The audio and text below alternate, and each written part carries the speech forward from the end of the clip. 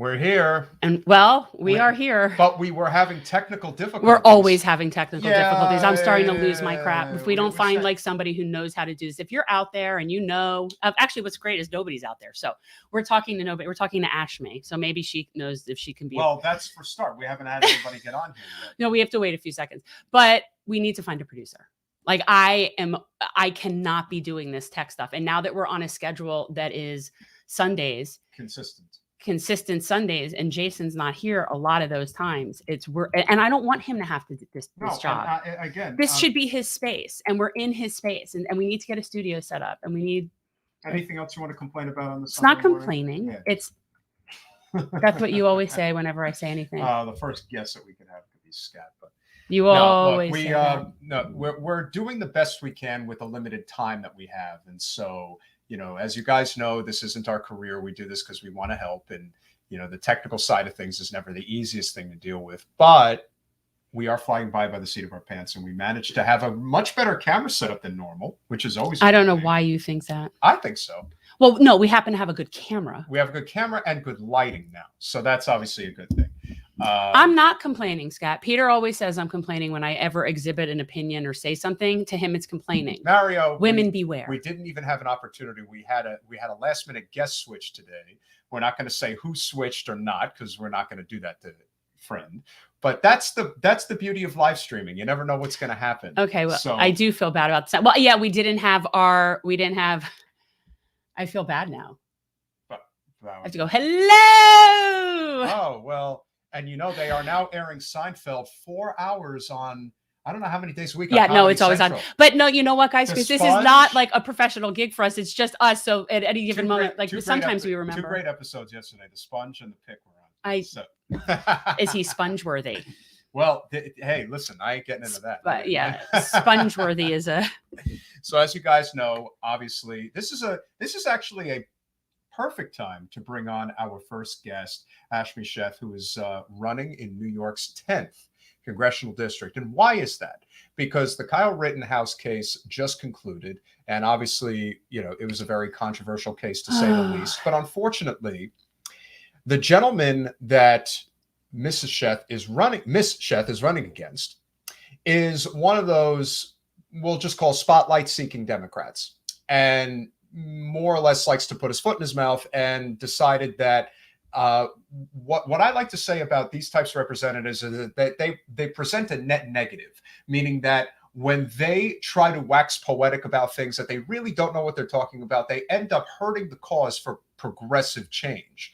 They end up emboldening the political right, and that's what her opponents. They're feckless. They do tend to be, and so they're feckless people. Guys, smash that like button, share. We're just getting started. All right, guys. Scat in the comments. Scat's just pushing your buttons. He's not even that.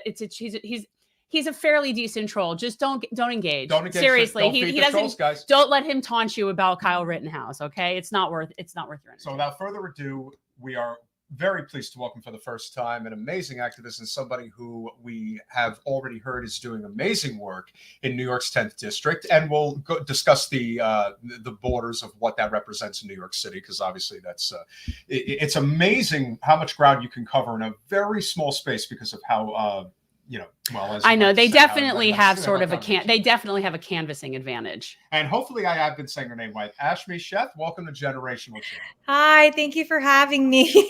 Did I say it right? Am I at least pronouncing it correctly? No, thank you for asking. It's actually Ashmi, like Usher. I've been saying that Ashmi since I was a kid. Yeah. So it should be a U, but it isn't, is what you're saying.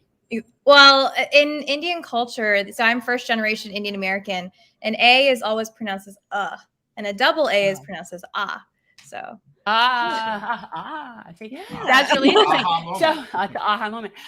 So welcome on. I unfortunately am not aware of all the cool candidates running all over the place, but then when it comes up on the calendar, I go and I look them up. And so obviously you are an activist and a non-corporate candidate, but what do you think is different enough? What is going to be the difference to be able to oust a sitting incumbent, which we know it's daunting. It's very daunting. And especially once you get on their radar. Yeah, I had so much to bring today to the conversation. I think the first thing is, like you mentioned, the district itself is the smallest geographic district in the entire country. So when it comes to canvassing, it's an entire different ballgame than living in the suburbs, right? It's a super dense environment. It's the west side of Manhattan, parts of Brooklyn. It is super gerrymandered. Because I was going to say, how can it be west side of Manhattan and Brooklyn? And in fact, parts of the district are just one street. And as we know with the census, every 10 years we have redistricting and our district will look different and the lines will be redrawn. And I'll talk about this a little bit later. But when that happens, it's not that those lines are going to create even more clusters of, where people live. In fact, we're seeing it's going to be even more gerrymandered. And that's something that's concerning to me. But yeah, in terms of our advantages and what we've been doing on the ground. So I launched 8 months ago. I am a working class person. I used to regulate big banks at the Federal Reserve. I left my job to run. What we have seen in New York City are the rise of monopolies. People are priced out. You'll go and see studio apartments with, a tiny little bathroom, no kitchen, no mic. In my apartment, we don't even have a microwave. And they'll cost $4,000 a month. And it's just, how do you live like that? And I think it's just something that's been exacerbated by years of neglect.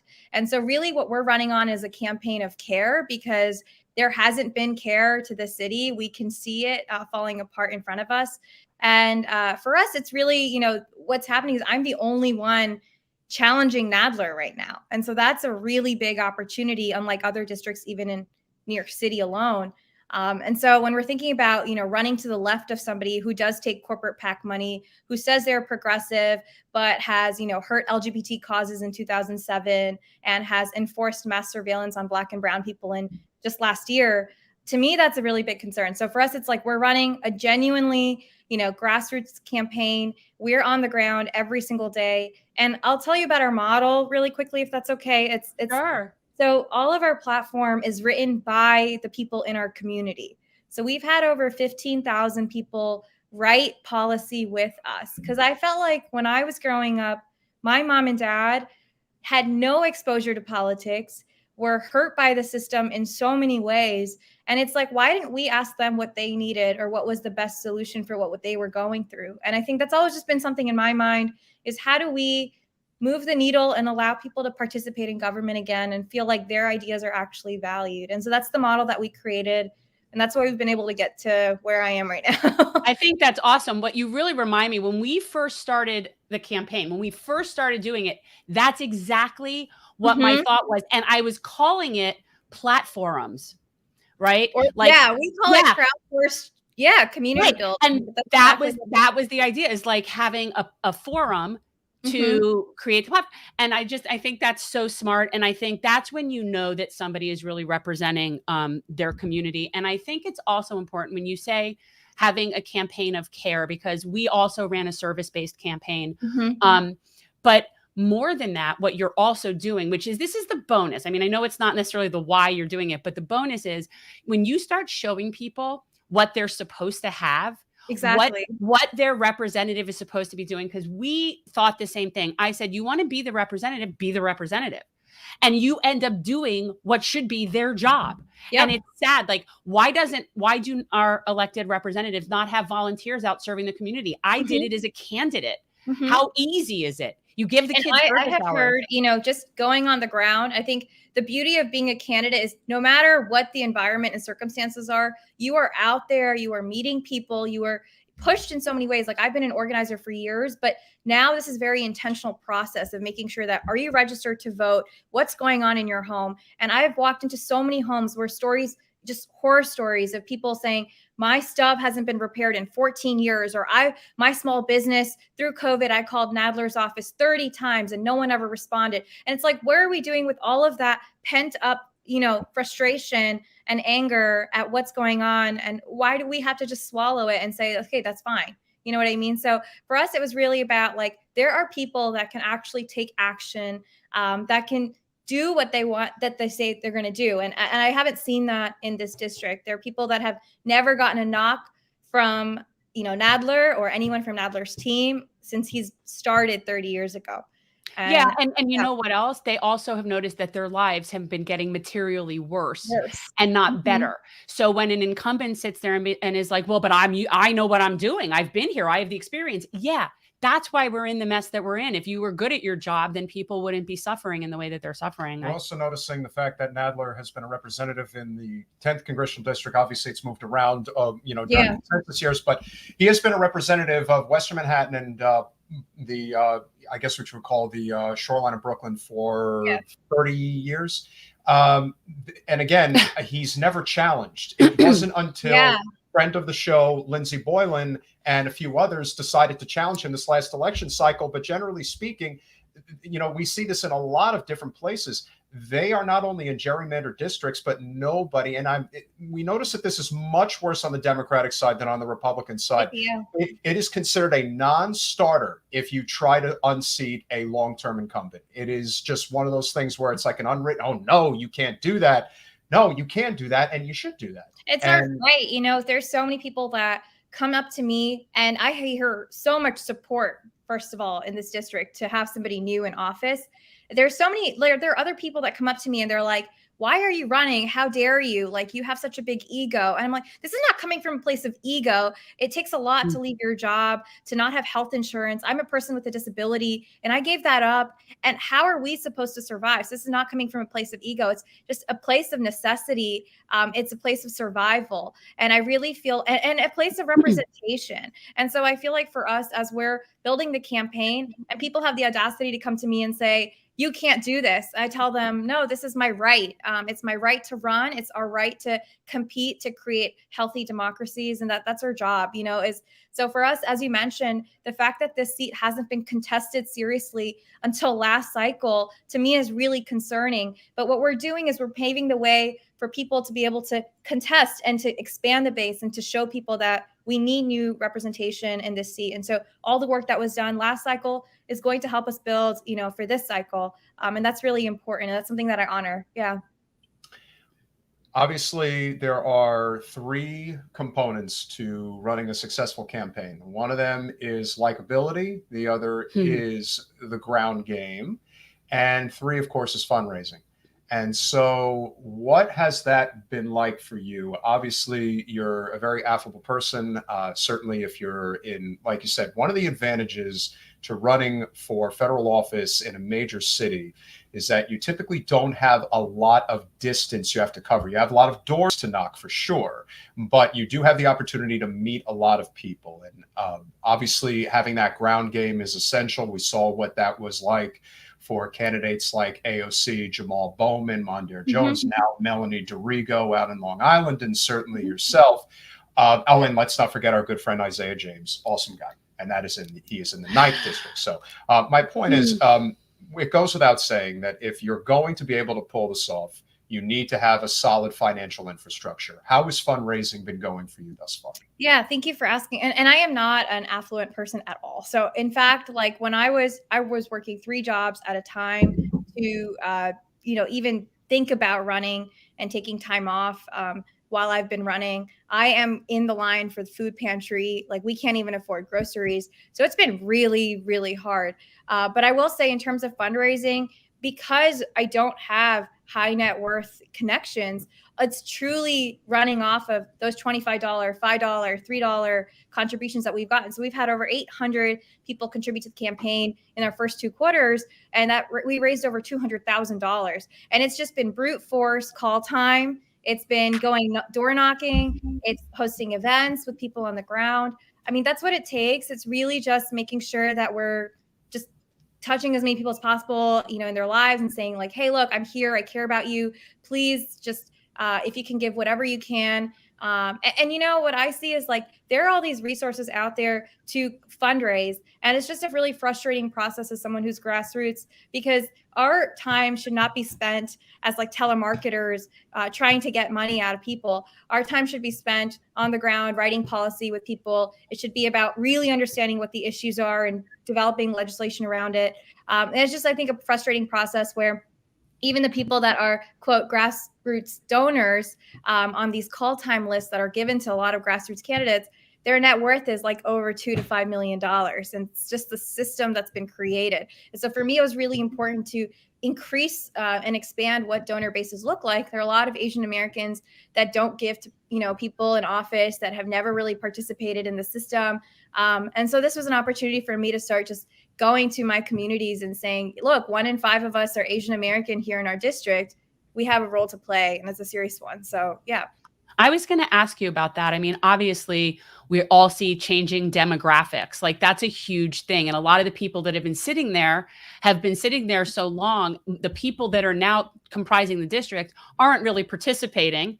And the few people that are lingering from their heyday are the people that come out and vote for them. So there is such a shift in demographics. So I'm curious, what your district looks like in terms of like who supports Nadler. Like, who is that? Like, it's not the people are your people.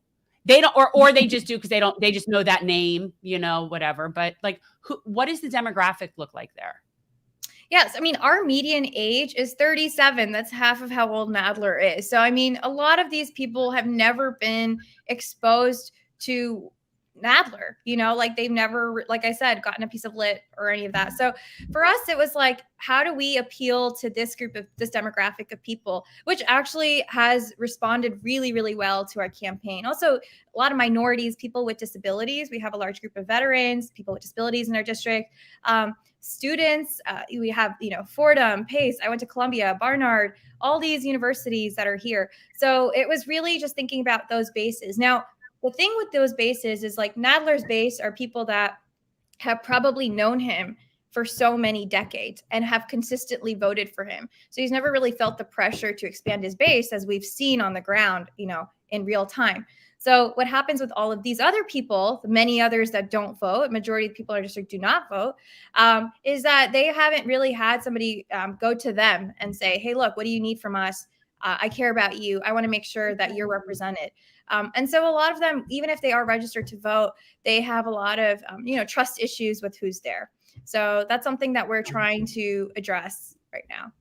Yeah, I think that's smart. Yeah. And I also think that this is something that we ran into when Jen ran for Congress. It's the same thing. Oh, I've known, her since she was pushing her babies in a stroller. It's like, yeah, that's in the early 90s. Like, it's what have you done for me lately? Yeah, well, that should be. I also just want to say, like, it's really, I feel like people need to expect more from their representative because right now it's like if they've gotten a photo with him, that's enough for them to say like, oh yeah, I've met him. And there's so many people that come to me and they're like, oh, but what's wrong with Nadler? It's like, when's the last time you spoke with him? When's the last time you spoke with his team? And it just immediately helps them rethink the election and what's important about democracy. So yeah, they've never had their feet held to the fire enough that they actually have to do their job.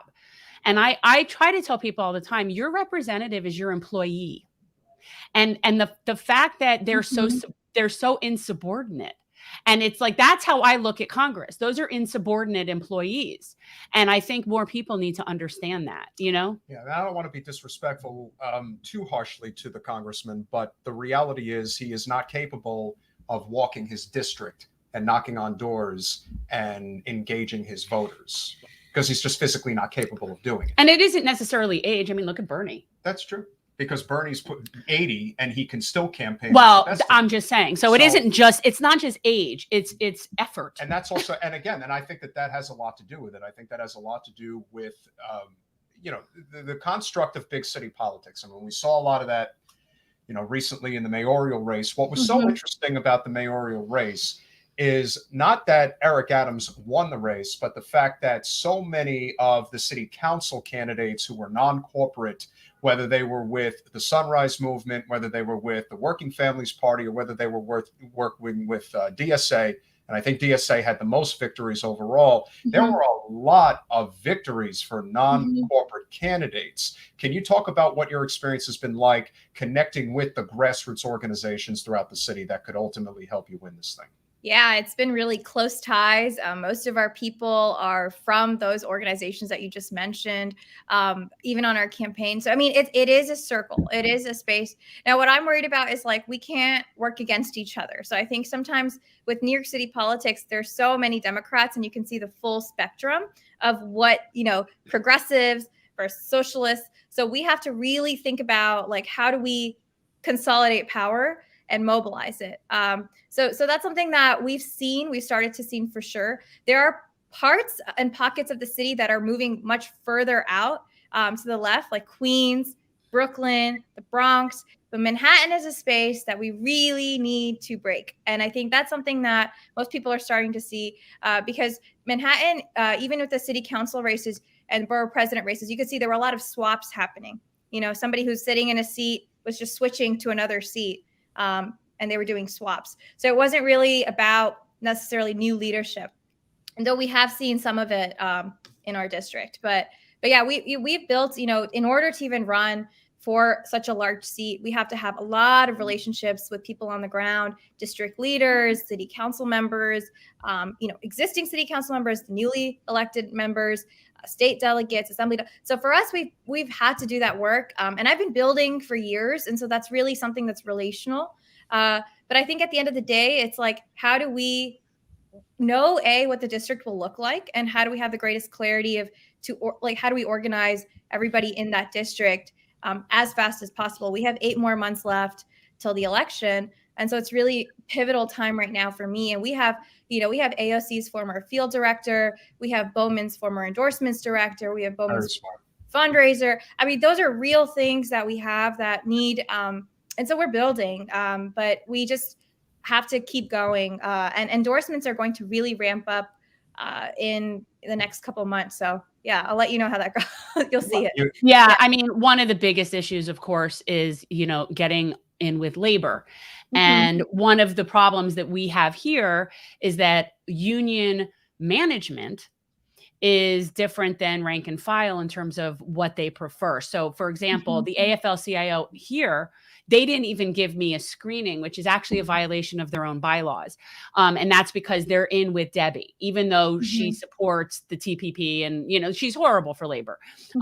Where are you guys in terms of getting in with the unions, and like, what is their relationship with the current congressman?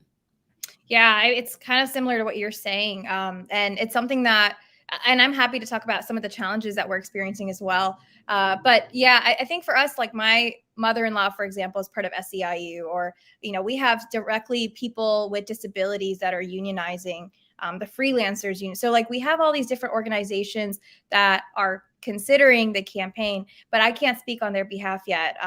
There's a lot of, just meetings happening internally to sort out endorsements, union endorsements. But I can't really say more than that. I think just for us, as I used to be I'm part of a union myself. I was in the graduate workers union, and my wages were cut 40% in 1 year. And we had to organize to really find out what was next for us. So I think I've directly experienced the burden of losing 40% of my wages that were expected, and having to then pull 2 more jobs to be able to figure out how to survive here. So I think that's just something that a lot of labor would respect. We also, from the beginning, have paid our staff from the start, at least minimum wage, a livable wage in New York. And I think that's something that's really unseen with a lot of candidates who are working class, because we have to fundraise in order to pay. We're not really working with consultants. We're working with people who have suffered through COVID, many who lost their jobs, many people who had been going through depression. And those are the people that we were like, you know what, this is a space for you to feel like you can have a safe space to work and to thrive. And we've seen the difference. It's like when you give somebody really like empowering work to do, they end up doing it, and they're extremely loyal, and they really care about the movement. So we've been able to, through COVID, there's a lot of hardship and grief, but we've been able to mobilize a lot of people, millennials, Gen Z, all across different generations, to say, this is a good time for us to come together. And yeah, so it's been our priority. You've done an amazing job of recognizing that, not just with the fundraising dollars, but how to spend them properly. And that, of course, is Exactly. Yeah. not just taking care of the staff, but the fact that you are bringing in people that are in the most important positions, of course, when it comes to field and combat outreach, that have been part of campaigns that have won. Like that is immensely it is important. important. And, you know, obviously a lot of people talk about AOC's win and how significant it was, and it was, but, you know, Jamal Bowman's win was just as significant in terms of what he was able to do. And so having that type of a team around you is going to put you way ahead of what a first term or a first time candidate normally would experience. Generally speaking, it's very hard to win on the first try. One of the things that we are huge proponents of is the New York Health Act. Now, of course, that's a statewide initiative, and it didn't really get enough traction during the mayoral race. But if you can talk about the importance of being a federal candidate and what the federal seat can do in terms of enacting influence, because much like how universal healthcare was passed in Canada, we feel that that's how it's going to happen here in the States. It's going to happen in a major state like New York, and then it's just going to completely move out until eventually the momentum gets so big on Capitol Hill that they can't stop it. And what I love about the Health Act is, you know, it's mental health care for all as well. And that's huge. So for us, I mean, when we're thinking about what have people said on the ground regarding healthcare, I'm a big proponent in Medicare for all, universal healthcare, especially as a person with a disability. So for us, what we did is we crowdsourced ideas around healthcare. We spoke with a lot of doctors, a lot of Black doctors, to talk about the maternal mortality crisis that we're seeing in hospital systems. We talked with several doctors regarding just how do we move patient health data from place to place and streamline it. And the biggest thing that kept coming up, and this is something that we've all seen, is just burnout, healthcare worker burnout. And how do we start creating an influx of healthcare workers? And that's something on a federal level that we should have started doing years ago. But that the way that a lot of students who are, you know, undergoing healthcare training, whether it's in medical school, it seems like there's such a scarcity of seats. In reality, the number of seats that have been open for these students has not changed in decades. And so what's happening is there's greater competition, but we need more doctors as well. And that's where there's like this concern, especially in an urban environment like New York, where healthcare is so expensive, where so many people need healthcare every day. It's like we can feel the shortage here. And so that's something that I really want to address on a federal level, is just allowing people to relieve their debt burdens and to not create this scarcity of healthcare workers. My mom is also a healthcare worker. She went to community college and she's an ultrasound sonographer. And going through that program for her was an amazing opportunity. And I think just more people should be able to have that opportunity. Yeah, I mean, that's obviously one of the things that is a big issue and does prevent people from going to any sort of higher education, is they can't afford to. Yeah. And especially, and I live in a medical family. My husband's a physician. We've been together since undergrad. And so You've seen all of it. Yeah. I've seen the whole thing from start to finish. And we are very fortunate that his family was able to pay for him to go to medical school. But most people do not have that and cannot afford to go to medical school. And quite honestly, with the way that managed care has siphoned the profits off of everything, doctors aren't making the kind of money that people think they're making. I mean, yes, there are some specialties in cosmetic stuff. I mean, there are that, but for the most part, it's not like it was. And yet they still have the same debt if they go to medical school. So it's definitely a scarcity problem. And it is even worse so for doctors of color. There are very few. Yeah, and that's a big part of why. And you know, I'll also say, as somebody who, you know, a lot of my family still lives in India, and this is something that even my own parents went through, is they went to school in India, but their degrees were not recognized here in the United States. And so they had to repeat their education. At that point, it was so expensive that they dropped out. They just couldn't finish. And so for us, it's like a very, what we've seen in my community is that when you have to repeat your education and they're not acknowledging that global education, and the qualifications for that are so steep, how will you get, you know, new diverse groups of people in these industries? Because that's really what also allows for generational wealth, is to be able to have equal opportunity for all. And that's what I'm running on, is really building a 21st century government and equal opportunity for all. And when you have something that costs $300,000 to get through, is that really considered equal opportunity? It's not, so that's something we're focused on. Yeah. Yeah. And, I've always thought that, and obviously I agree with tuition-free public education. I think that should always be an option. And I think that there should be something like that for med school where then you give service. I have no problem with somebody having to pay back the government by working in clinics or whatever it is. I mean, there's no shortage of need. So if you would put people through medical school, then you would be able to have doctors in places that don't really have access to healthcare. So I just think there should be a service option at a minimum. I mean, obviously med school does cost money. It's not something that can be free, like public, tuition-free college, but for sure you should be able to pay it back with service. Yeah. And I think even when we just see what happened to, public service workers who did not receive the money that was owed to them after they did their time, they did not receive debt relief. I think that just scares a lot of people too. It's like, what will happen? And so how do you make sure that the policy that's set is not something that could change? That it's just foundational. It has to happen on so many fronts at the same time. Yeah. It's very intersectional. So at the same time that you're wanting to, give people educational opportunities, we also need to be paying off other people's debt. Like it all has to kind of happen at the same time. Yeah. Ashmi, I think you are Ashmi. I got it. Ashmi. Ashmi. Yeah, you got it. You obviously are an exceptional candidate, and you're doing it the right way. There's no question. You have to have a sound strategy. You have to be able to fundraise, and affability is obviously very important. You're very affable, is what he's saying to you.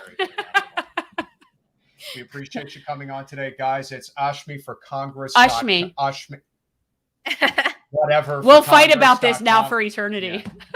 AshmiForCongress.com. Check her out. Give her a follow on all social media But platforms. if you are listening only, it is Ashmi with an A. Just saying. Ashmi with an A. I'm just saying, because if you are audio only, you could be confused. Sign up to Phone Bank, Text Bank, be a small monthly contributor. Definitely spread the wealth, guys. Yeah. Spread the love. And if you are in the tri-state area, volunteer. Canvassing, especially before it gets really, really freezing. And then obviously things will not be as We'd love to have you back. We want to do panels by state. So we'd love to have you on and Isaiah. And I'd love to Melanie. Melanie. Yeah. We'd love to do state panels. Okay. For sure. No, thank you so much for having me and for the work that you're doing. We need it.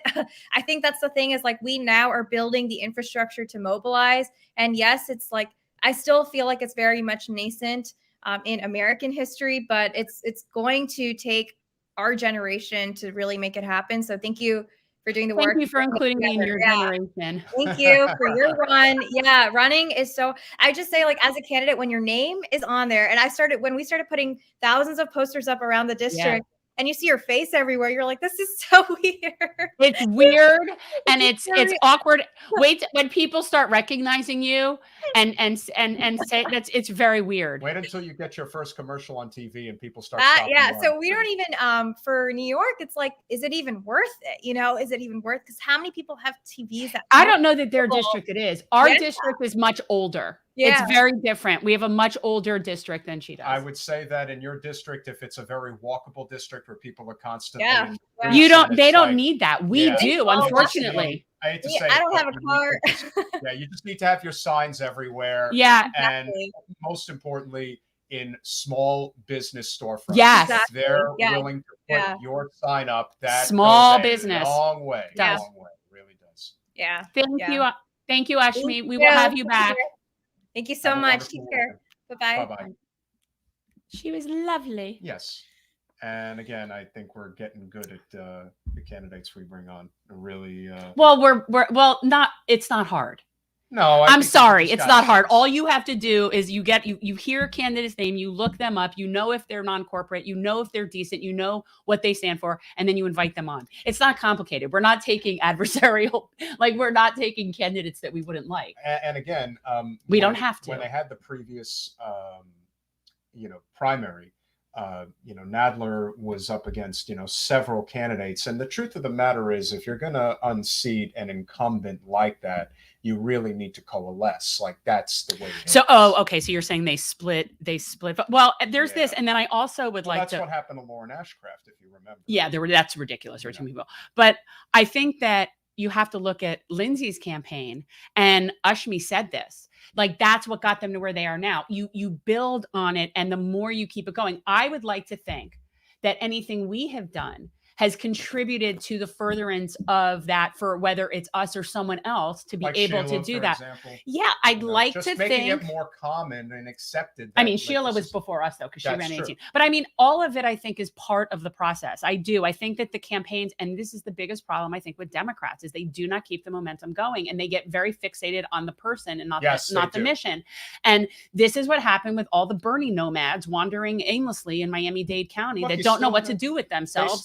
And you still hear, listen, there's still a lot of people who, Tulsi Gabbard, for example, has attracted a whole new audience because of her shift. But at the same time, I don't know how much she's really shifted versus how much we wanted to believe she was what we wanted to believe. Oh, no, I think she's pretty much what she's always been. That's what I think, too. She's just pulled the veil off now. Correct. She's just That's really, the thing. It's not a shift. She's a very socially conservative person. And that's it's a byproduct of the family that she's from. It's a byproduct of being in the military. And I don't really care about that either way. But at the end of the day, there are people who are still in denial that she's changed, or that she isn't who she projected herself to be when they assumed. A lot are those people any of the same people that still think of Obama as helpful and I thought he was going to be a lot more left than he turned out to be, and yet he's never changed. He's never been anything but. I just wasn't looking as closely at certain things. We have a huge problem with cult of personality in society, and you know what? Before our next fantastic guest, Hector Oseguera, comes on,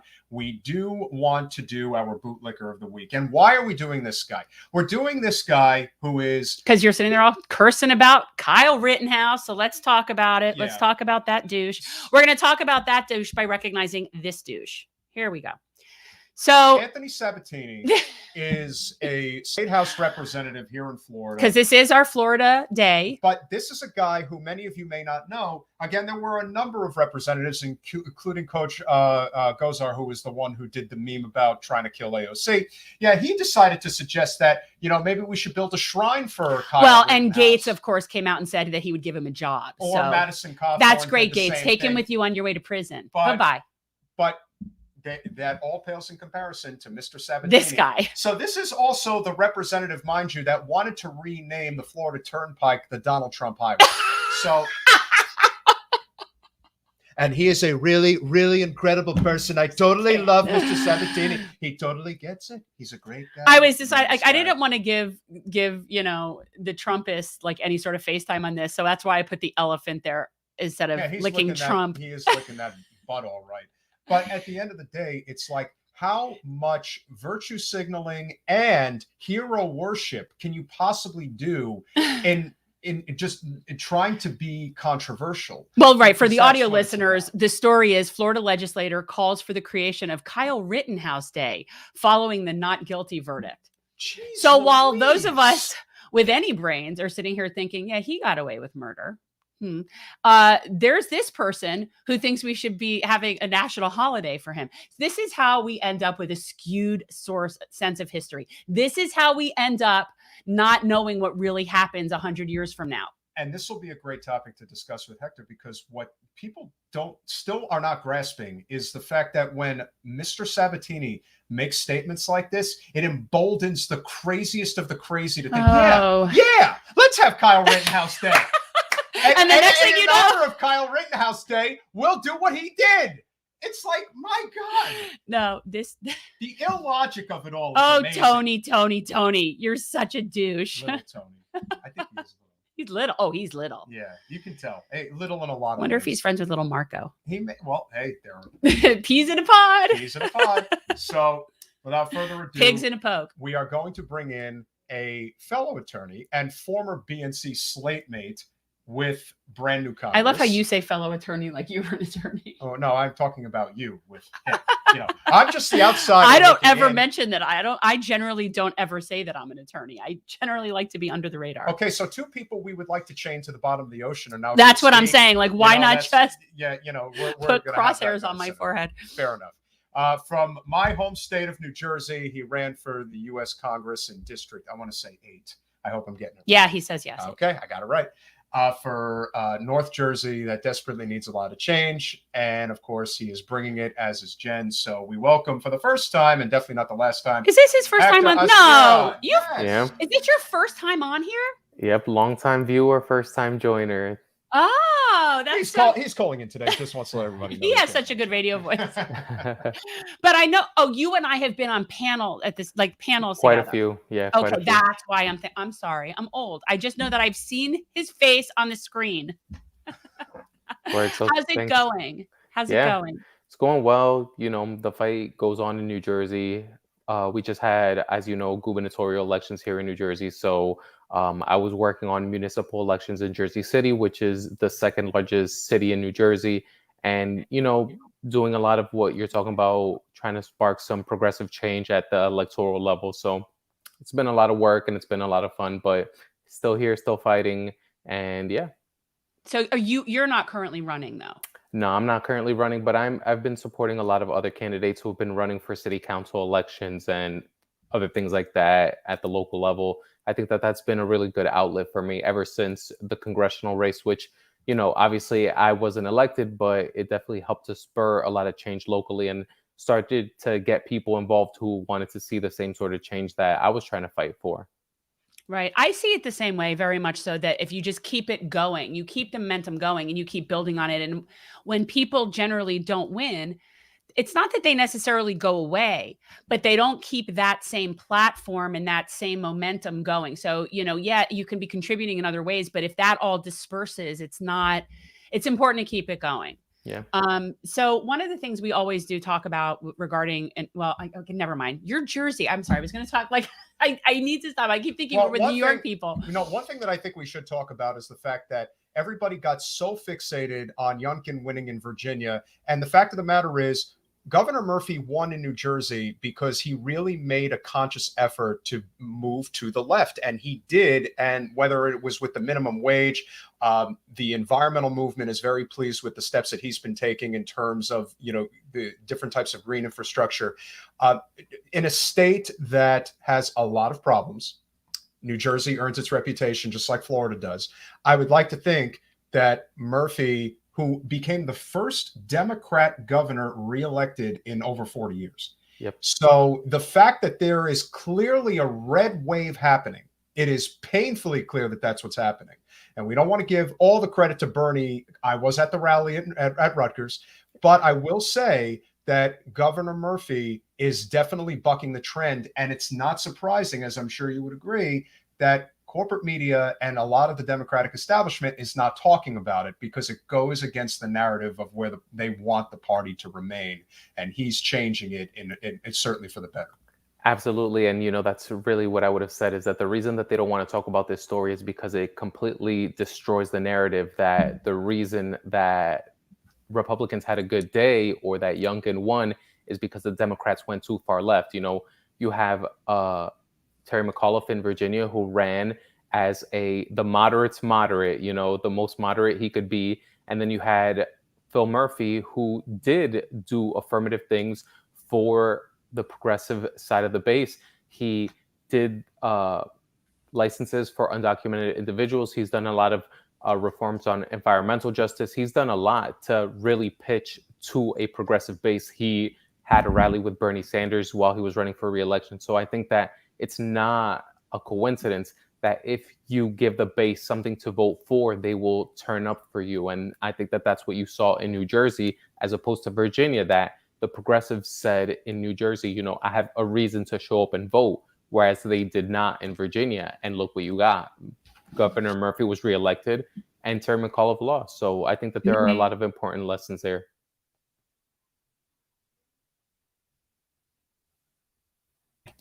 My bad. Well, no, I was just gonna say. So, are you you're doing campaigns, but I know you also probably work on whatever issues that you have locally, and I know that you're very involved locally in what's going on there. What is the? Do you notice that there's been a change? I mean, our other friend in New Jersey was Zena. Yes. Yep. And I know that Spizakis. Zena Spizakis, and I also know that the way that your system is set up is incredibly was it that it's uber filthy, uber weird. Like the way your voting works, the way your ballots work, the way your name gets on the ballot, like all this stuff is extremely, I think, suppressive. Yeah. Well, and that's a great segue. Doesn't New Jersey have like a whole bunch of weird stuff like that? Well, another friend like of the with show, the ballot, your yes, name, another and friend of the show, Amani Oakley, who was on running in the 10th congressional district, and the thing that she is really campaigning hard on is the fact that New Jersey has probably the most corrupt ballot. That's what I'm saying. That's what it in is. the United States. That's so what, yeah. If you can educate the audience as to exactly why it is so screwed up, because this and is something why people have no idea even exists. Like, well, I never heard of that, and I'm in Florida. Well, when your state is essentially run by Frank Pallone, well, that's the thing. It's basically like you have like a congressionally mafia-run state.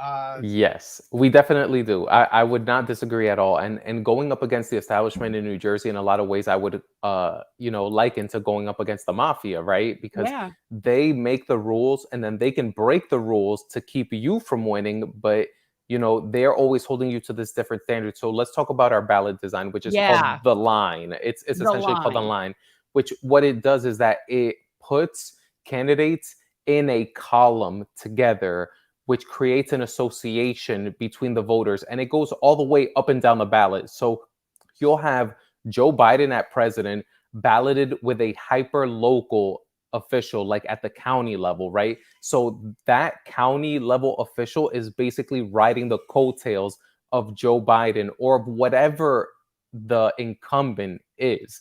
And so if you're not on the line, you're kicked to like the other end of the ballot where many voters don't even look when they vote for you. So very visually, it creates this psychological game where basically people who get the line automatically get 35 to 50% of the vote. So literally just being placed on the line could determine, and it often does determine, who will win the election.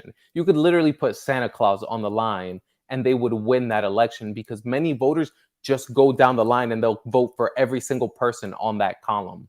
Right.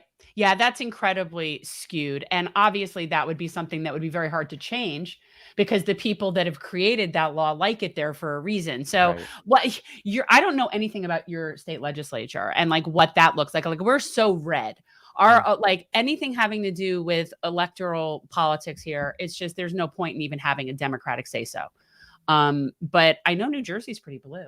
New Jersey is an entirely blue state, so that's sort of the other thing is that I live in a one-party state. Like there is no other option. Like even being a Republican is basically like being a third-party candidate in New Jersey, and especially where I live in Hudson County, there is not a single elected Republican. Every single person in power is a Democrat, and it's basically the DNC at a local level. That's basically what we're up against. And you have every single county having their own version of the DNC, which basically rigs the election in favor of the establishment candidates. That's interesting because that's like the exact opposite of Florida, right? Like, so you have this complete like domination of the Democrats, like a mafia in every county. Our county Democrats haven't made quorum in 5 years. Wow. And so they're incredibly weak in terms of any sort of infrastructure or any sort of actual power. But yet they act like this. It's the same thing. It's the same exact. It's really interesting. So regardless of whether they're in charge or not, they're still doing the same nonsense. It's deliberate. Right. Yeah. It is deliberate. Yeah. And so that's, again, the whole divide and conquer strategy is something that is utilized with this illusion that it really matters if you're red or blue in most cases, especially in one-party dominated states. It doesn't matter because just as it's bad in New Jersey, it's just as bad, if not worse, in California and Illinois and, some of the other, I mean, there's not a lot of them, but, the completely blue dominated states face very similar problems. And I think that there is sort of this great awakening that we're experiencing right now. I think a lot of people are just aware that the system doesn't work and it isn't a question of whether you elect, one person from one party. I think it does. What we always say is that it just matters whether you're elected on corporate special interest money or you're not. I mean, that really is the defining issue. And no greater example in New Jersey than, if you ask me, if you were to line up the worst representatives in the United States, you'd be hard pressed for me to, to pick somebody who's worse than Bob Menendez. I mean, it just doesn't get worse than that. And again, he's as true blue Dem as it gets. So it really just comes down to whether you're part of the machine or you're not. Unfortunately, in New Jersey, machine politics is a very big problem, maybe the worst in the country. Absolutely. I live under a 1890s Tammany Hall political system. Like that's literally what we live under. And I think the Bob Menendez example is a really good one. I would throw Josh Gottheimer in as one of my favorites as well. He's not a Democrat. Let's just call it that's exactly what I was going to say. Machine politics is non-ideological. They don't their ideology is whatever brings them money and power. That's the only thing that they care about. They don't have policies. They'll switch policies on a dime depending on where the dollars send them, right? And so that's what you have is a system where it really doesn't matter whether you're a Republican or a Democrat because you'll be doing the same thing no matter what. And so I think that that's where we have an opportunity because we can say to people like, no, actually, look, we actually have a platform. We're giving you ideas. And that helps to bring a lot of people into this whole thing that, nobody shows up to vote for a Josh Gottheimer based on their enthusiasm, right? They're sort of. I don't know who it is, but I can imagine. They have to be steered. They have to be steered into it. This whole ballot system, like you're literally directed to who you have to vote for. Yeah, it's cattle at a trough. It's you're really just corralling people. And for the most part, the people that participate and vote do tend to be older and they do tend to be more establishment. And always our biggest problem is turnout. Right. And when younger people and more diverse people vote, it changes. But a lot of those people are very defeatist because of the existing system that we're in right now, where they have never really felt like any say-so. Exactly. Well, that's what I would say is that I think a lot of people of color and a lot of young people, they just don't have any buy-in for the system. So they'd rather walk away from it. And that's why I do a lot of work of like saying, no matter how much you don't vote, somebody will be elected. Somebody's going to be put into this position. And would you rather have a say in that or not have a say in that? Because, I turning back to the local in Jersey City, we had somebody run against the machine, a first-time candidate. His name was Frank Gilmore, and he won by an astounding margin. In the municipal elections, if nobody gets over 50%, it goes to a runoff. And he was in a 3-person race, making it very, very difficult to get the 50%. But he got it. He got the over 50%. So he was elected outright. In a different ward, our, who we would call the progressive champion in downtown Jersey City, he won by an astounding margin, 2-1 against his opponent. So it shows that if you get the young people involved, if you give them buy-in to the system, if you show them, no matter what you do, somebody will win this election and somebody will be elected. I think that that's a good way of bringing new energy and new people into the system. Very interesting. And the thing about Gottheimer is, if a lot of people don't know, if you don't know his slogan, it's personal freedom and lower taxes. That's a Republican. That's a Republican. Just saying. But again, Gottheimer is the congressional representative, along with, I think, one of the representatives in San Diego, if I remember correctly. Gottheimer is responsible for the salt tax. That is a guy who loves the salt tax. Well, of course. I mean, listen, he represents North Jersey in the wealthy suburbs where, as I like to point out, what middle-class living in North Jersey is the equivalent of upper-class living in almost every other part of the United States. So he is just kowtowing to people with money. Who are the people that vote? That's the problem. That's the problem. We have that here. The old, wealthier people vote at much higher proportion than younger, poorer people. That's just how, for a myriad of reasons, right? There's that word. You love it. It's a lot of it are on the end of the establishment suppressing. A lot of it is on defeatism. A lot of it, there's various reasons, but we know there's no shortage of suppression. We know that, when you go into a Black community and there's like one voting machine for every however many people, but it's scarce compared to when you go into the wealthy white neighborhoods where nobody has to wait in line to vote. Yeah, or literally no voting in the example I was just talking about. Frank Gilmore, who was running in one of the more predominantly Black wards of Jersey City, had literally 0 voting locations. Yeah. How does that work? You only have so many per city, is what they say. Right, but there needs to be some in every district. Absolutely. I that never occurred to me that you could actually not have a voting access within your own district. Kind of like, how is that possible? Kind of like the areas during the presidential primaries where it just so happened that the areas where Bernie was going to do well, they had to either close the location, they didn't have enough people working. Or the best is they relocate them and don't leave a sign so that you don't find it and you give up and go home. That's the kind of nonsense. We have amazing group of volunteers that helped out on Jen's campaign and have stayed with us. And when the presidential race was going on, we had a handful of volunteers actually go up to Iowa. And they were reporting back to us all the dirty little tricks that the establishment was pulling, including moving a polling station like 40 minutes away from where it was supposed to be. Again, they can't win without cheating. And so when people on the Democratic side like to shout from the rooftops that, hey, the Republicans are Jerry, they're cheating. I'm like, yeah, they are. And but they so don't, are you. And they don't have super delegates. There's that. The Republican process is infinitely more democratic. I'm sorry, but it is. They didn't want to pick Trump. So then I guess being in the shadow of New York City, Hector, from your perspective, we obviously that's a little demeaning. Well, and honestly, I'd agree with it in a lot of ways. I think we don't get the armpit of New Jersey. We're the flaccid penis. Oh my God. Yeah, I'd rather be the armpit than the flaccid penis. So yeah, that's what it is. All right. But one of the things that we talk about, aside from corporate special interest money being the defining issue of our time, is the influence that, unfortunately, corporate media still has over a lot of the electorate, especially the older electorate. And if you could talk about what that's like, because as we like to say, when we're talking to people locally or wherever, you always know if you're talking to somebody who's watching MSNBC, CNN, or Fox News. It's pretty clear when you talk to them that they're basically drones repeating. Because people don't understand issues. They just know talking points.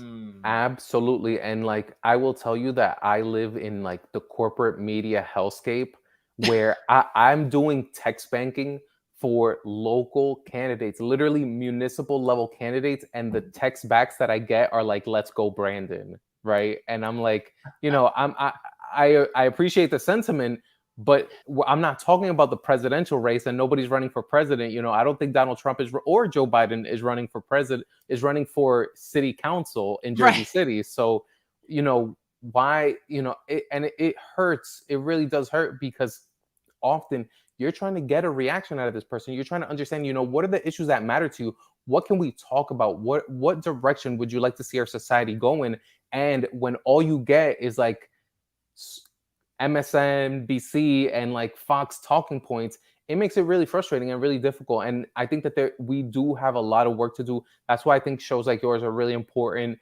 And, it's important to give people another outlet to get information where they're not just going to be fed the same talking points over and over, because it really stifles the window within which we can have conversations. When literally you talk to some of these people and you tell them a fact about the world, and you have that it does not compute moment, that it's like, well, I can't add this to my knowledge of the world because it breaks the way I understand things. And it's cognitive dissonance. Yeah. And you come up against that wall. And, I know people who are Latinos, Black men who support Trump, who are eating up the anti-vax stuff, who are eating up all sorts of misinformation. And we need to combat that stuff, because it's all happening within a larger context. And if we lose those people, you lose the ability to sell them on a vision that is much more hopeful and much more positive than whatever they're thinking about. A conversation I was having with somebody not that long ago was the JFK Jr. comes back to life, and Donald Trump gets elevated to Jesus level or something like that. Jen clearly has not heard this story yet. No, I haven't, but I'm all about JFK Jr. coming back. Like, that would be good. That was some nice looking. There's some nice. That is some serious man candy there. Point being is that it's really not that hard to sell somebody on a vision of the world that's much more based in reality and hopeful than expecting JFK Jr. to come back from the dead and to assume the presidency. But we have to get into those spaces and talk to those people.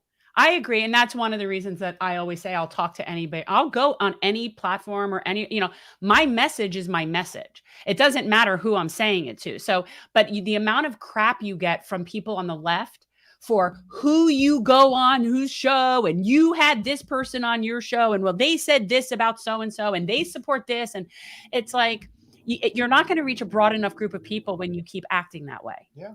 Yeah, I think, politics is about addition, not division. And if you're not bringing more people under your tent, you're really just not doing this right.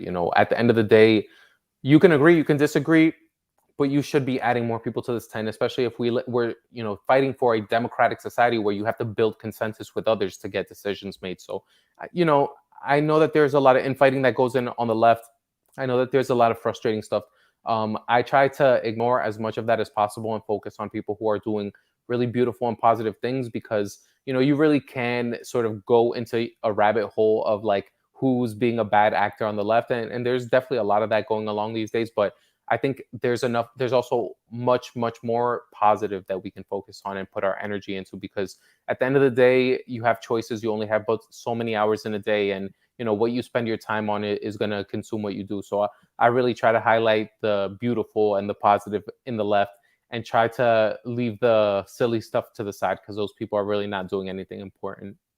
I think it's very true. I think it's very important that because there's a lot of division right now, especially surrounding the results of the Kyle Rittenhouse trial.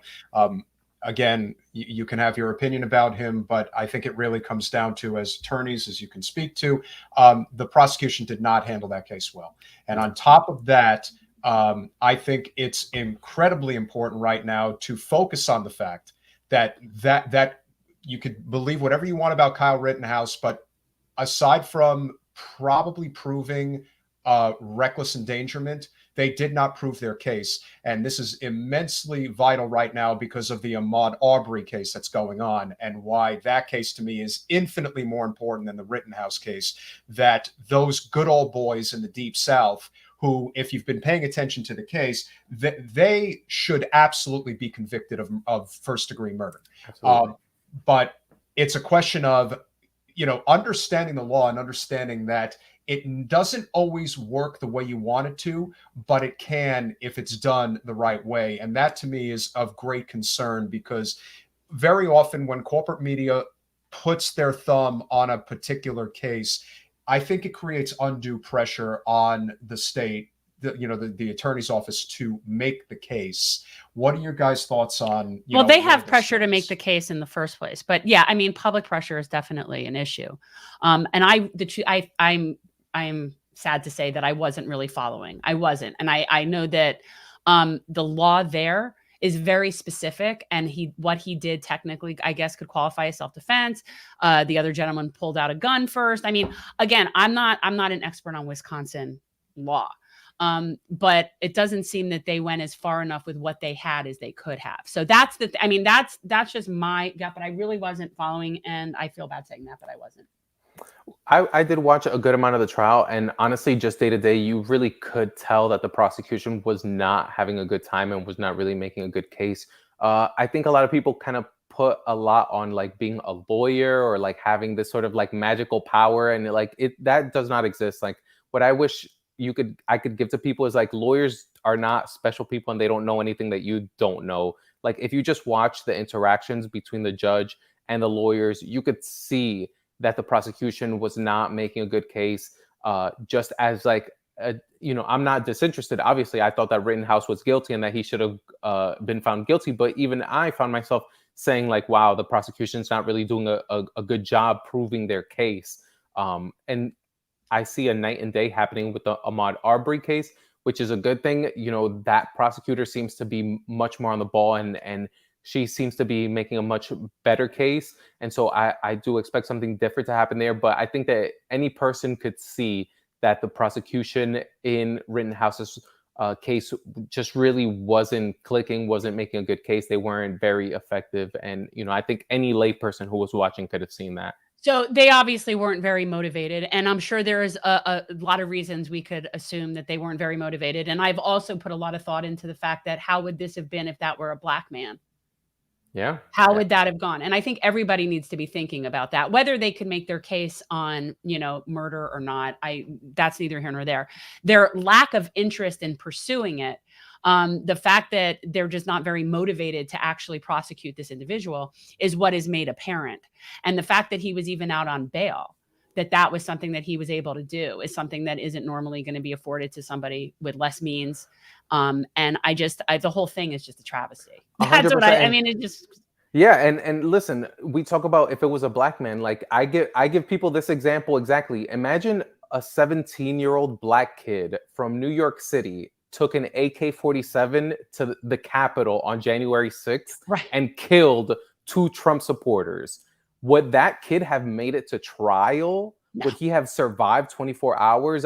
Nobody in America could say that person would have lived to see trial. And so to try to deny I was in a lot of different conversations as the decision was coming down.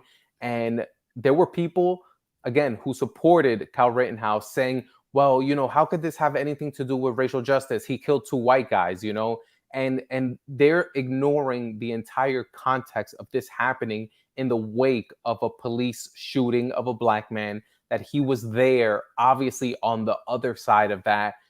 I think that it's really clear that there were racial components to this, despite the fact that, Kyle Rittenhouse is a white person and that his victims were white.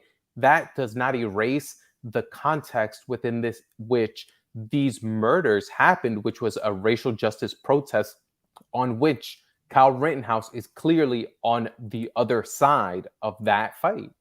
Yeah. I mean, to me, the idea that somebody purposefully went out of their way to arm themselves and travel to another state to get involved in something shows an intent. And that's not something that most people would just think to do. I'm going to arm myself and go to another state. He was wanting to find somebody to shoot. You don't go somewhere with a gun if you're not wanting to find someone to shoot. It's like if all you have is a hammer, all you're going to see are nails. So you don't arm yourself and go somewhere and not be looking for trouble.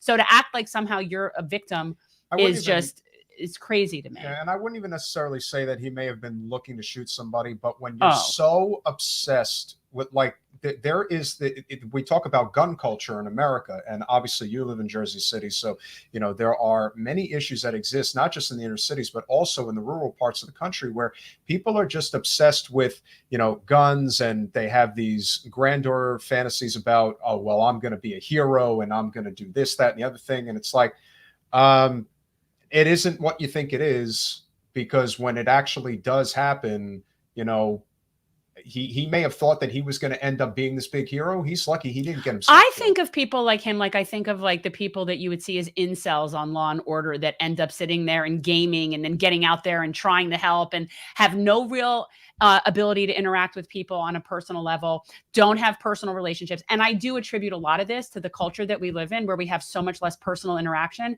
and everything is texting and everything is gaming. And I'm not blaming video games for making him to go shoot people. That's not what I'm saying.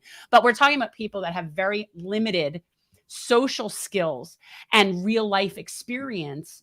And I think that does sort of warp your perception of the universe. I absolutely 100% agree. Like this is definitely a kid who played way too much Call of Duty and thought that he could really do it. And when it happens in reality, it's not anything like the video game. And he had to face that reality. And he's lucky that he's not going to jail for the rest of his life. But there is an entire culture of these sorts of individuals that see themselves as like the saviors of society. And they're just like one incident away from killing a whole bunch of innocent people. And I do think that this is something that we had to be aware of and be careful with, because a whole generation of like unhappy, men with nothing but time and guns on their hands, that's not a good thing at all. Exactly. And I do think it's something that people who are happy and satisfied and in normal relationships, be them platonic or otherwise, are not as prone to go out and do that. And the reality is, it is men. It is men. I haven't seen a 17-year-old girl strap on an automatic weapon and go and start shooting. I haven't seen it. Not a single one. It is. And it isn't that there aren't crazy women. There's definitely crazy women. But they seem to not kill a whole bunch of people at one instant for some reason. It's not as it's not outwardly violent. We're much more passive aggressive. But I would say like it is a male problem. I hate to say that, but it is. This is definitely a man problem because we do not see women doing these things. No, and I do agree with that 100%. Yeah, and I think unfortunately this is a reflection of our broken system and the fact that people are getting so desperate, and stories like this may become even more commonplace. And the fact that the current administration is thumbing us in the eye, just the reconciliation bill being watered down to almost nothing. I mean, the only thing that's really stuck around that is of value is the, universal pre-K. But, and I don't want to take anything away from the fact that Medicare is expanding to hearing. Hearing is very important, but hearing is not vision, and it is not dental. The two much more vital components of Medicare expansion that we should have. That's just one example of how bad things are and the way that society has just been bred to believe that, well, we're really not entitled to this. We're not entitled to live a decent life. And I think the more you squeeze people this tight, it doesn't matter if Donald Trump is in office. It doesn't matter if Joe Biden's there. It just matters that people are getting desperate and they're not going to take it anymore. And we also lack mental health services. So you get desperate people with lack of mental health services and a huge amount of guns. Maybe the most underrated part of universal health care. Lack of mental health services. Mental health. And that, of course, is, and again, a doped up society on everything Big Pharma can throw at you. I just think everybody should, I would just be giving cannabis to everybody. Because if you're not going to give them mental health stuff, you should at least be giving them cannabis. Right. No, I agree. We have so many issues coming up with the Build Back Better. They're trying so hard. And it kind of ties back to our conversation earlier about why people are banning the Democratic Party, and it's because they're not seeing material changes. They see the attempt to throw crumbs at people, and you're not going to get a lot of credit for that. You're really only going to get credit for real results. And if the Democrats want to avoid a bloodbath in the near future, they really got to show out for people, and they got to bring some results to the table, because what has been given so far is not anywhere near enough, and it's not going to get them anywhere good in the near future. So we're looking for change. I think it's at this point, to me, when I look at the Democrats, and by the way, when I say Democrats, I'm talking like big D centrist establishment Democrats, corporate special interest Democrats. They don't want to win. Like, I don't think it's that they don't know better. We talk all the time. It's like, why are they so stupid? I'm like, they're not stupid. They're brilliant. It works exactly how they want it to work. I don't think it's remotely in question. How are people still not hip to the game of the rotating villain? Like, how do they not? It's like WWF to me. Right. That's how old I am, as I still say WWF. And I do the same thing. I still call it WWF. But that's what it's like. Yeah, red versus blue. It's tribalism, and there's no point to it. There's no there. Well, there is a point in that they distract people, and they create this sort of culture of division that you see the other side as so evil that you'll never work with them, and it just flips over and over and over again. No, I just mean they have no substance to their parties, either of them. Like, it's not like they really stand for anything. It's not like what they're actually supposedly fighting about is real.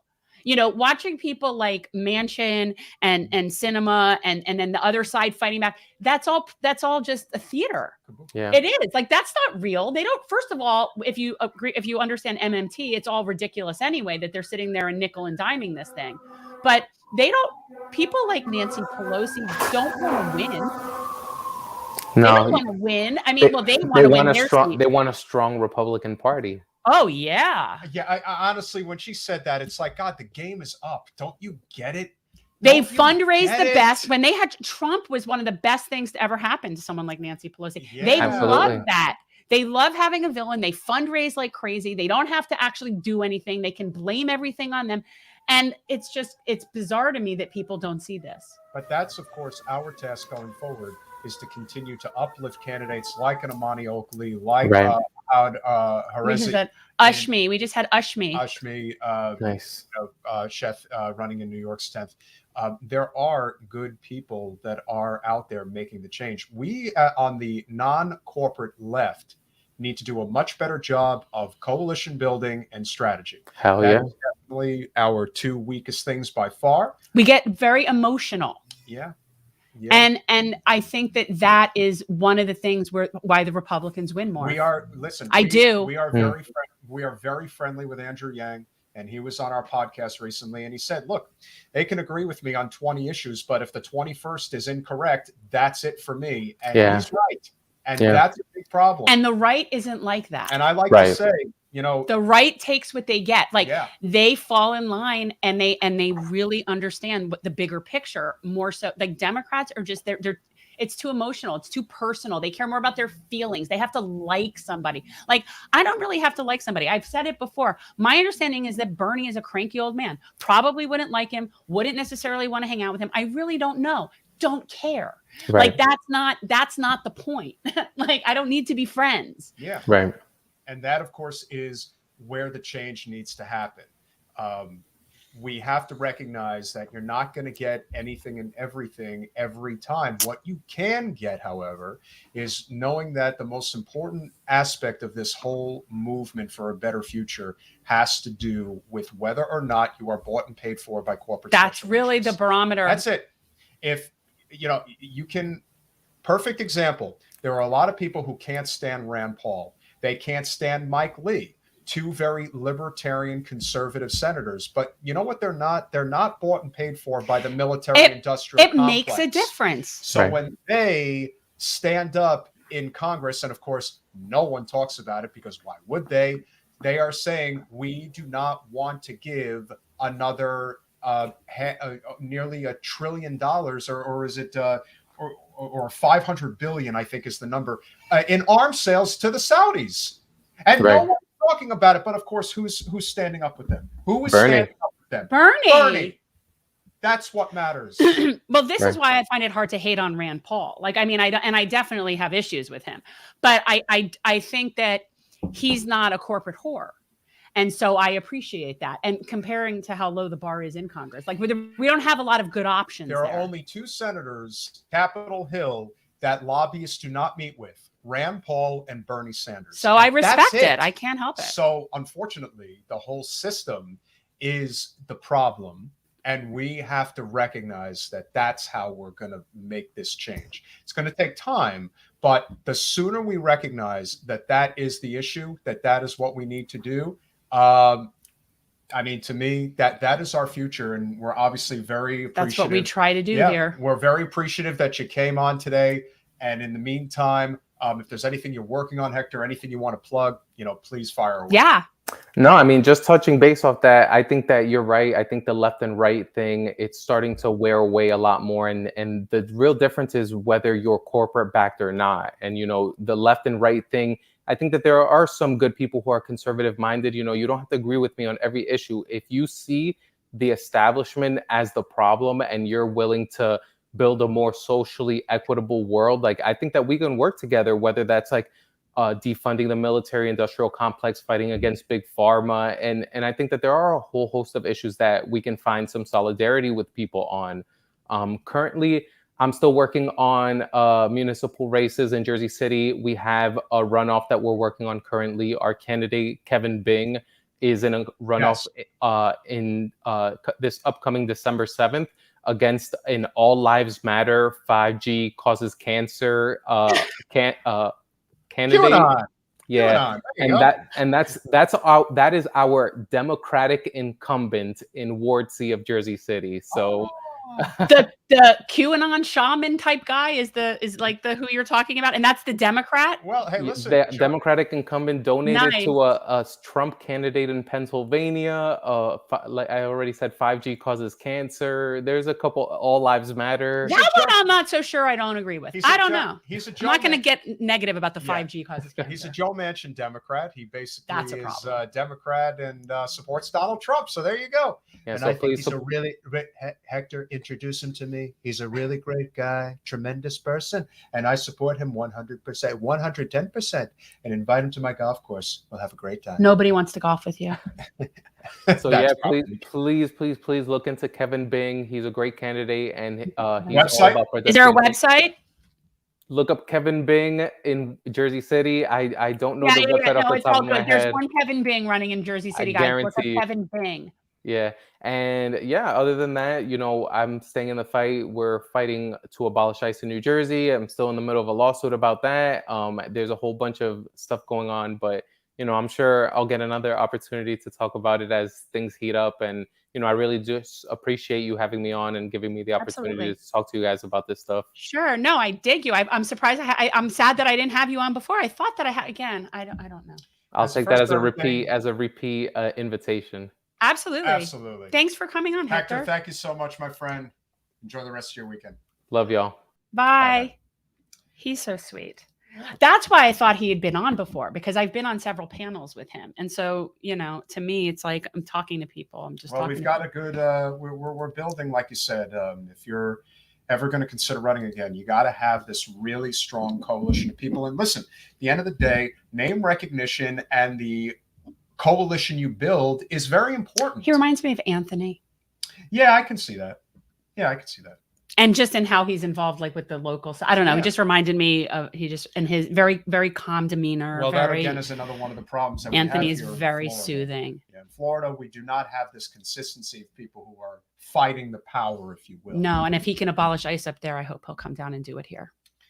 Yeah, that's not going to be easy in a state like Florida. They need to go away. Yeah, ICE needs to go away. Well, there's no point to ICE. I really wish people would understand. They don't understand it. We had it under control. Yeah, people. We already have a way of dealing with illegal immigration. ICE is government overreach. People. It's basically it's the SS. Yeah, I think of them like the Gestapo. It is the Gestapo. I do. I think of them like that, and it is. It's outside of the purview of what we need. It's totally government overreach, and it's very authoritarian. Not only that, but they violate people's constitutional rights. Right. And we're not talking about necessarily the people who are illegal. We're talking about the people who end up getting involved in these sting operations that ICE does. I just think that it's evil, and what it really does is it truly criminalizes. And I know this sounds weird, but to me, illegal immigration is a civil thing. Yeah. It is. I'm sorry. Could you be fined if you haven't done your right paperwork? Yeah, whatever. Okay. But what ICE does is it really criminalizes people that aren't criminals. Now, when there is somebody who's here illegally and is a criminal, there's something we have for that. It's called the police department and the state attorney's office. That is what it is. We don't need ICE for that. That's the beauty. We don't need them. They're completely superfluous. So before we go today, as you guys know, we obviously have our focus on Florida. We have some interesting things. A lot of important stuff. Check him out. He's holding it. Let's go the other direction. Because as it relates to the conversation that we're having now, and especially the problems that we have here in Florida, I am one of those people who thinks that a lot of the whole racism talk is very overblown. A lot of it is used for political talking points and gotchas and whatnot. I look at the systemic issue. I look at where it really does matter. And so one of the things that has happened over the past, I don't know, it's probably been maybe 2 or 3 decades, but the Aryan Nation and other white supremacist groups have infiltrated our criminal justice system. Well, I mean, certainly on the corrections side. Yes. I wouldn't say our whole, I mean, look, yes, we definitely have issues in police departments. But yeah, the corrections, apparently officers have been completely infiltrated by white supremacist groups. Doesn't surprise me. And yet they seem to just be able to do that. And in Dixie, Florida, it is obviously look, this is a state. I told the story before. When I lived in Delray, I went out one evening in Lake Worth and was just hanging out with some friends. And, this is like this area not far from the ocean, but it's, like a bar strip area and a whole bunch of places. And I was walking past this one place and these four white guys get out of their pickup truck, and one of the 4 guys didn't have a shirt on, and he had a swastika tattooed right over his chest, right on his heart. And, until you see that, you don't really know what to expect in terms of, well, I guess it is real. And I guess people really do feel this way, and they are actively, they have so much hate, that's a big part of it. So what this stems from is in June, 3 Florida prison guards who boasted of being white supremacists beat, pepper sprayed, and used a stun gun on an inmate who screamed, "I can't breathe," at a prison near the Alabama border, otherwise known as Floribama. According to a fellow inmate who reported to State, the next day, the officers at Jackson Correctional Institution did it again to another inmate. The report filed with the Florida Department of Corrections Office of Inspector General alleged. But here's the thing. Both of these incidents, not just were people of color that it happened to, both incidents occurred in view of cameras. That's the thing. Both happened in full view of cameras. Like, there has obviously been a system of we're just able to do that. Sure. And so I think that's just really disgusting. And the fact that you have these pickup trucks with the Dixie flag wrapped in the Florida outline is it's incredible that when you really want to focus on the real problem, that is a real problem, because again, there is this inhumane corrections that we have in the United States. Of course, it's for profit. This is interesting. And what's that? This summer, one guard allowed members of a white supremacist inmate group to meet openly inside a Florida prison. Black officer happened upon the meeting and reported it. Yeah. Yeah. So it's apparently, this is just flagrant. It is. In our state, a lot of things are flagrant. So that in itself is a big problem. So when we talk about, the white supremacy issue, which exists, does it exist the way that corporate media blasts it on TV? No, but this is a problem. This is a real problem. And it's obviously, it puts a lot of people in danger. And it also there's a problem for officers who do report. Yes. Officers who want to blow the whistle on colleagues are often ostracized and labeled a snitch, according to current and former officers. Mark Caruso, a former sergeant with Florida Corrections, who was twice fired and reinstated after blowing the whistle on fellow guards. So 2 times he had to on 2 different occasions, blow a whistle, was fired, and then had to fight to get his job back. This is a white guy. Yeah. And keeps reporting. So he worked at 3 prisons in Florida and reported inmate beatings and officer misconduct multiple times. He was fired after reporting on a colleague at the first prison where he worked as a sergeant. And this is one of the reasons, unbelievable. And this is one of the reasons why we talk constantly about the need for ending qualified immunity. Because when that happens, that's when you're going to be able to get rid of these types of bad apples. Because in the code of silence, when they talk about the blue line code of silence, most of that, while officers protect other officers, is true, they will not rat each other out if they know they're violating the law because of the fact that qualified immunity stands. If that were to be removed, and officers would literally be in a situation where they could lose their livelihoods because of the actions of bad apples, they're not going to stand for that. So that's where the change we really need to see. And so this was one of the ones you picked. So I hope you know what you're saying about it. This is not enough to talk about Florida, because certainly our problems just keep getting bigger and better every day.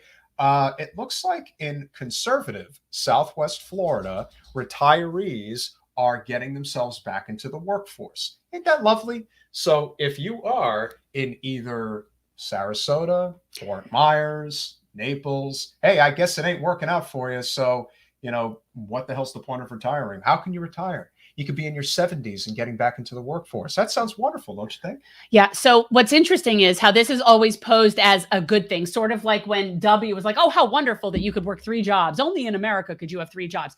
Only here would it be seen as a positive thing that a bunch of retirees have to go back to work.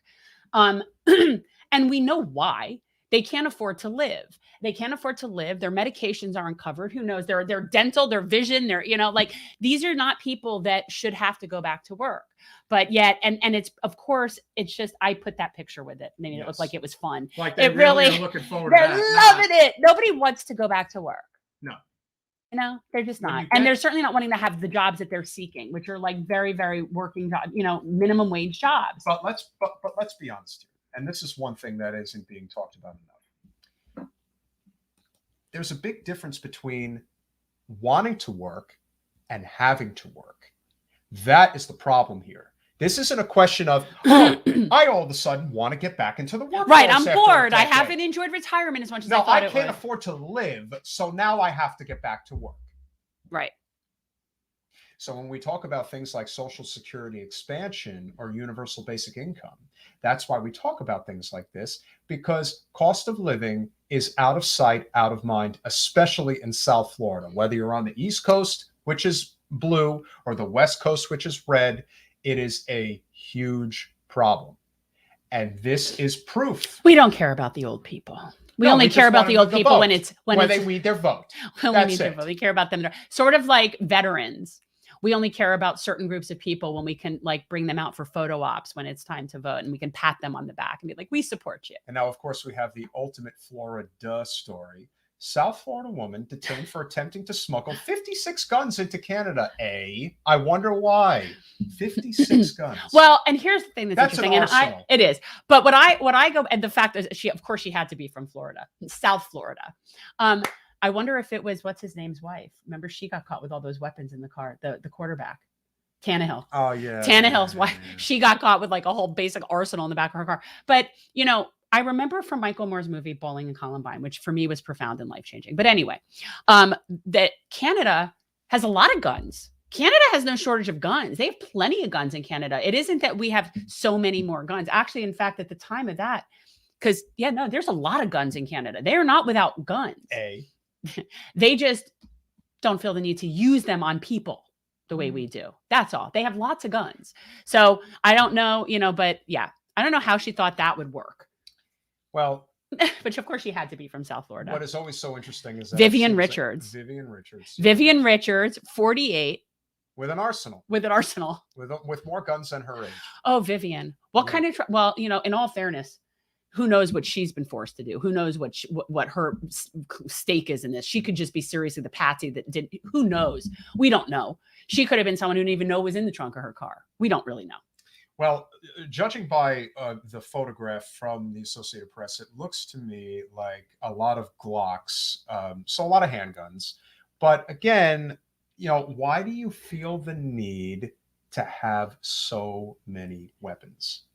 I don't understand. It's like, but again, you almost have to. Let me tell you something. If we ever did have a civil war in the United States, the right is going to win very quickly. If there's ever a civil war in the United States, I'm moving anywhere near where Bo lives in Floribama. Yeah, that's where I'm going. Like I already have my his bunker. Let me tell you something. If something happens, I'm getting my soon-to-be camper and heading to Floribama. Friend of the show, Bo with the fifth column.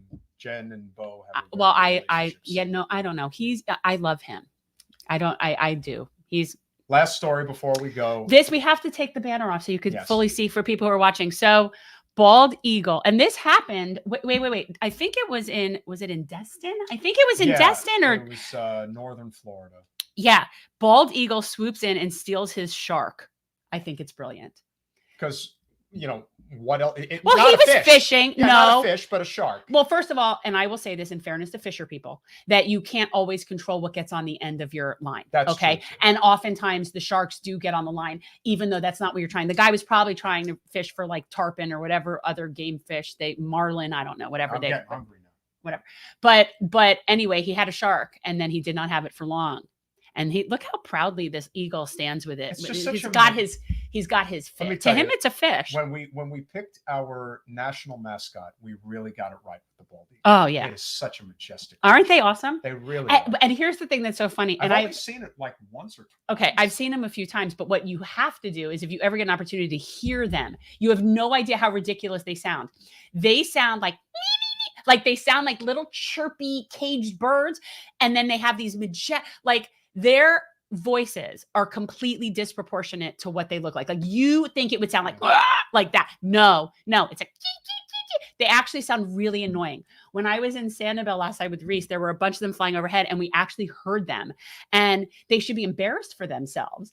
But yeah, they have the most mealy, horrid little whiny voices. Oh no, they're brilliant. When we went fishing for salmon off of Vancouver that time, they would be you would watch them swoop down and take the fish. Like it was amazing.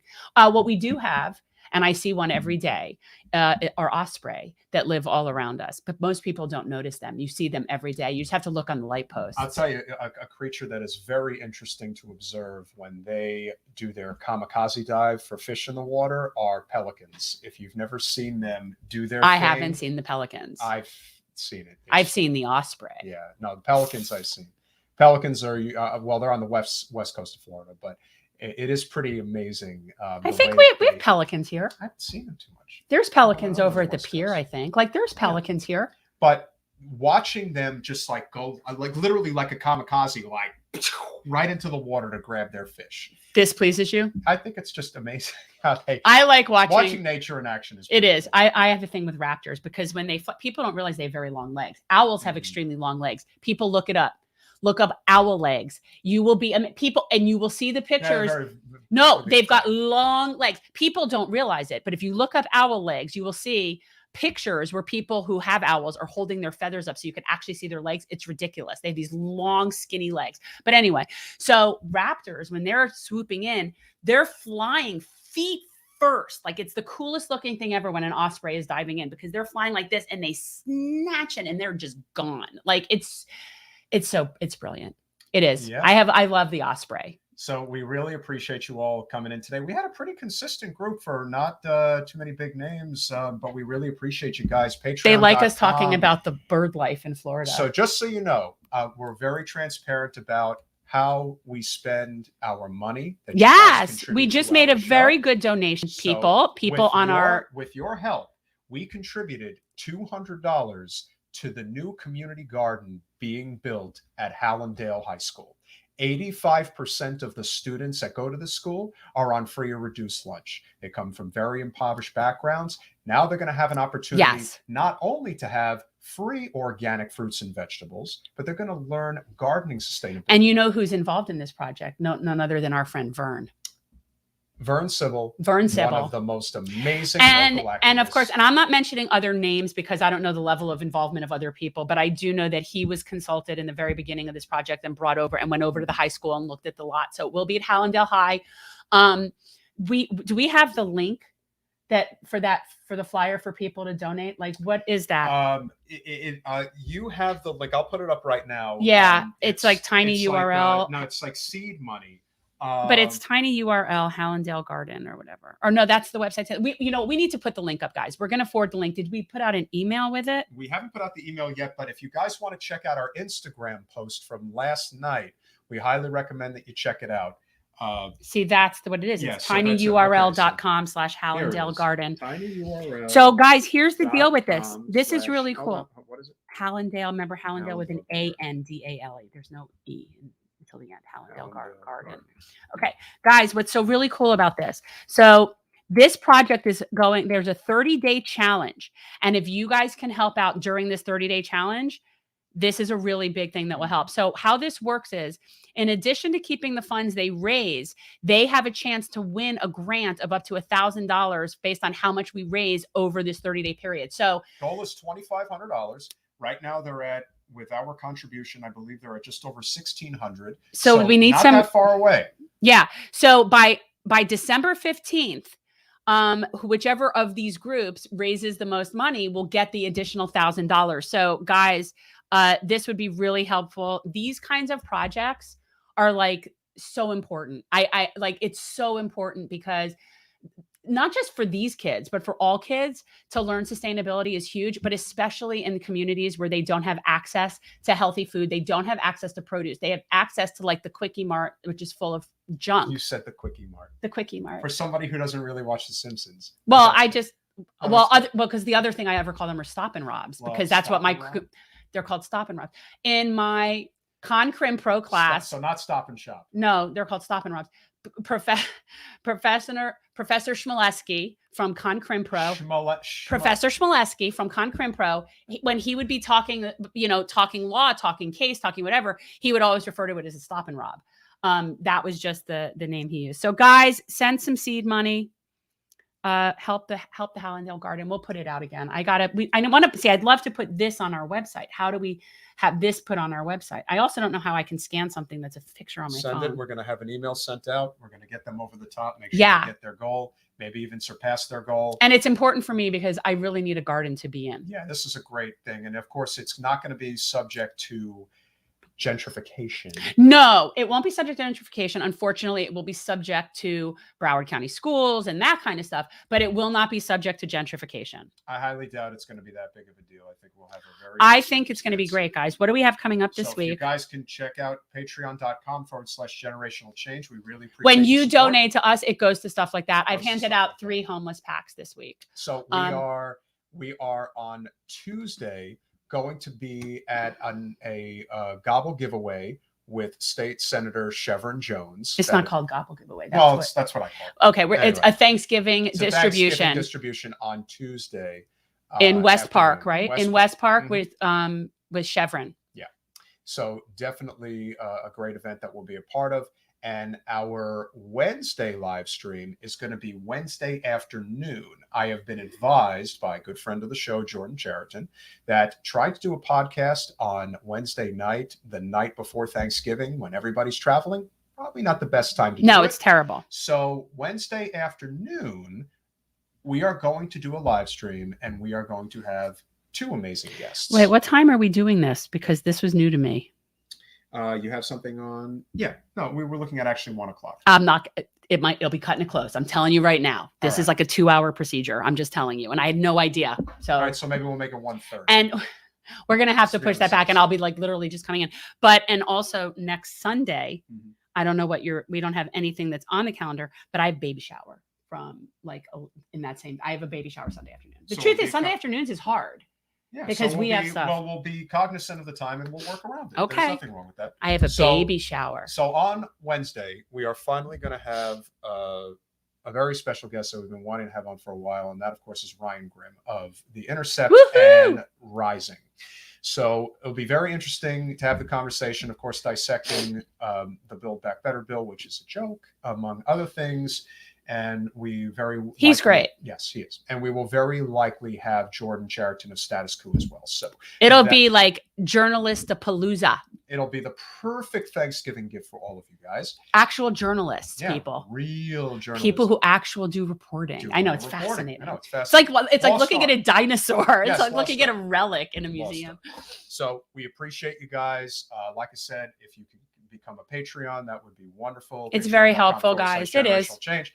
You know our cause, what we're fighting for here. And then, of course, we donate to non-corporate candidates and we donate to local progressive, not progressive. tinyurl.com/Hallandale Garden. Hallandale Garden. Pitch in if you can. Anything. Because if they win by December 15th with the good amount of with the most contributions, they'll get the bonus grant money.